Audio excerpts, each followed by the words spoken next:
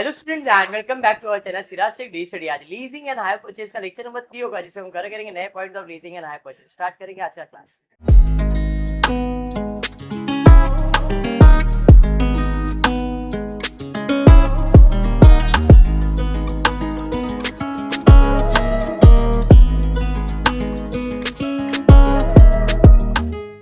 ध्यान देना, leasing and hire purchase में बेसिक है, या तो आप भाड़े पे ले लो या तो उसे आप परचेज कर रहे तो दो टेबल बनेगा और भाड़े पे दे रहे तो एक टेबल बनेगा। बराबर है। क्वेश्चन आपके सामने है, देखते क्या दिया।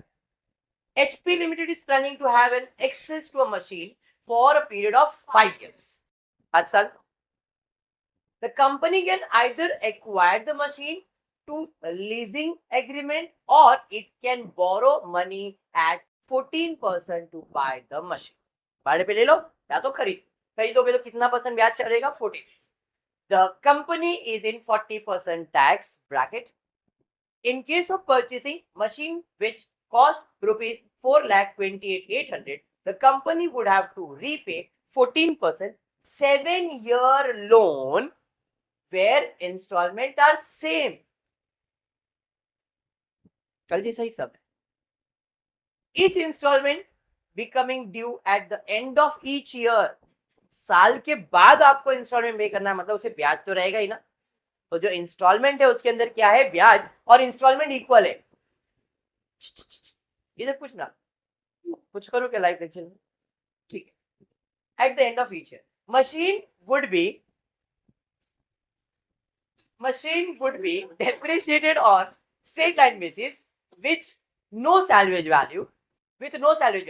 Advise the company which option should go for leasing. Rent was 1,10,000 are paid at the end of the year and internal rate of return is 8% and the lease is for 7 years. 7 साल का calculation है। यहाँ पे दिया है have an access of machine for a period of 5 years. 5 साल के लिए अपन उसको यूज कर सकते हैं, ऐसा कुछ इन्फॉर्मेशन दिया। चलिए ठीक है। सबसे पहला मैं कैलकुलेट करूंगा EMI कल जैसा कैलकुलेट किया। कोई डाउन पेमेंट वगैरह दिया है क्या अपन ने? नहीं। मशीन का कॉस्ट कितना है? 4,28,000। ब्याज कितना चार्ज हो रहा है? 14। कितने साल के लिए? 7 ईयर्स। तो कैलकुलेटर निकालो और कैलकुलेटर पे लिखो 1 divide by 1.14। 1 divide by 1.14। 1 divide by 1.14 कितना आ रहा है? 0.877। मेमोरी M प्लस कर दो इक्वल्स M प्लस इक्वल्स, ऐसे 7 ईयर्स के लिए ले लो और फिर GT या तो MRC 4.288 आया। 4,28,800 डिवाइड करोगे तो आपका EMI कितना आया? 1,00,000। ये इंक्लूडिंग इंटरेस्ट है। अरे समझ में आया? और एक चीज मैं अभी पहले कैलकुलेट कर लेता हूँ, वो है डेप्रिसिएशन। डेप्रिसिएशन कौन से बेसिस पे बोला है, लेकिन परसेंटेज नहीं दिया है। तो अपने पास डेप्रिसिएशन का फॉर्मूला है, कैसा? Original cost minus scrap value upon estimated life. Scrap value है क्या? ओरिजिनल कॉस्ट कितना है? 4,28,000 बराबर 4,28,800 डिवाइड बाय 7 ईयर्स कितना आ रहा है? हाँ सेम लिखा मैं। डन है यहाँ तक? चलिए अब आंसर की तरफ जाएंगे। हाँ बगाई सही।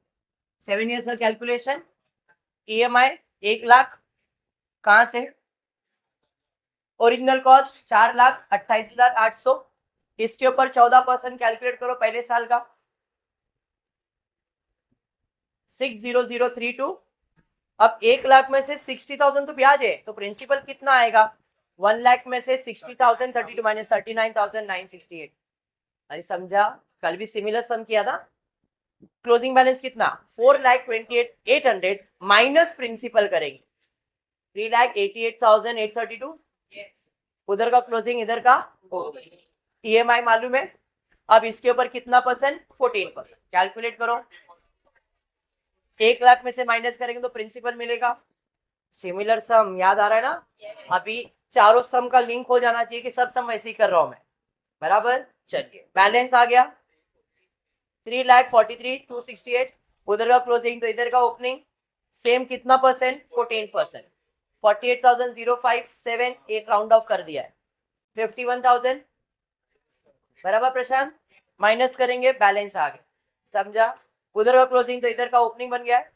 वापस ही EMI मालूम है, इसके ऊपर कितना परसेंट, 40,786, बराबर है, अलग आ रहा है क्या, माइनस कर लो 59,000, समझ रहा है, बैलेंस आ रहा है 2,32,000, क्या बात है दादा, सेम आया मेरे, सेम 14% कैलकुलेट करेंगे, 32,496 माइनस करेंगे, सेम कर रहा हूं, लास्ट ईयर में मैंने कल बताया था क्या करने, लास्ट ईयर में इंटरेस्ट पहले कैलकुलेट नहीं होगा, जितना है उतना ही अमाउंट भरने का, जबकि EMI कितने का, 1,00,000, तो बचा वो मेरा क्या है, इंटरेस्ट, कितना,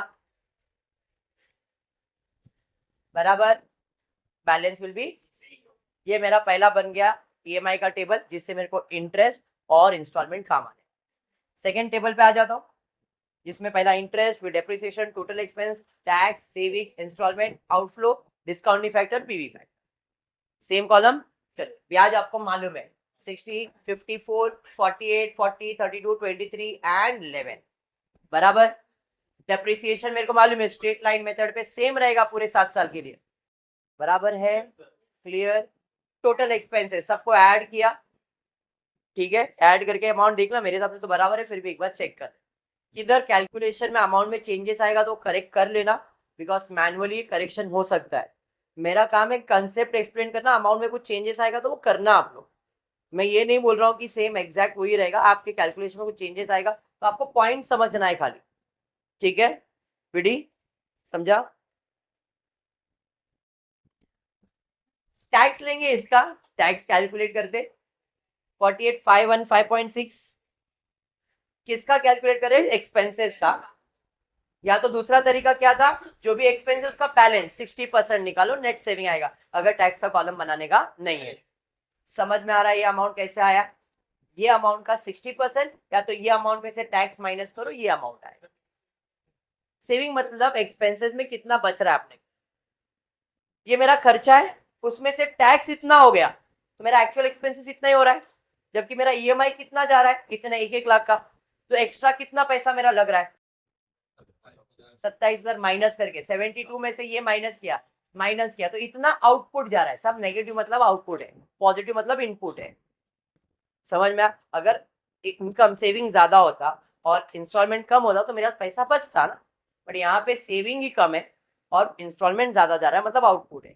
डिस्काउंट फैक्टर कितना परसेंट बोला यहाँ पे, हाँ 8% है इंटरनल रेट ऑफ रिटर्न, तो 1 डिवाइड बाय 1.08, देखो ये आ रहा है क्या,